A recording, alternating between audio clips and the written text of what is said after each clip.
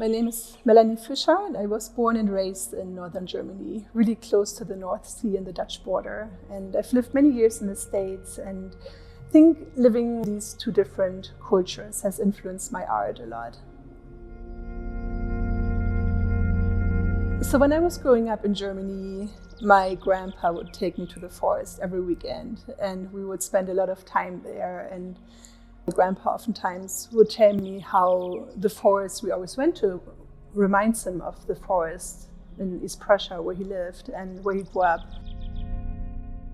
Towards the end of World War II, the people in East Prussia were basically drawn out and displaced. They had to flee, and think about it a lot and what that did to my grandpa and all the other people in that situation. So there are over 1,080 ceramic pieces on the floor that symbolize displaced people in East Prussia.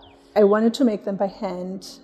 Each piece is different than the other. And when I was making them, it felt meditative.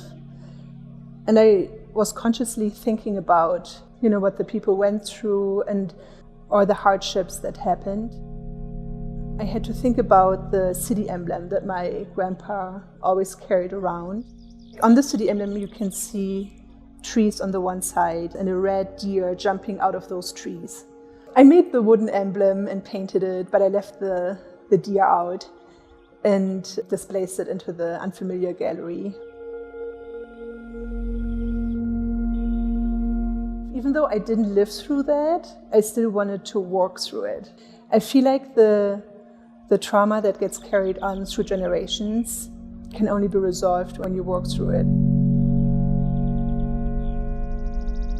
I think through the process, I feel like I got to know my grandfather maybe a little bit better, maybe from a different angle. I realized what he actually said, like how much the forest actually meant to him. And the forest brought peace, peace to his life and his memories. And looking back, I realized how his memories became kind of my memories.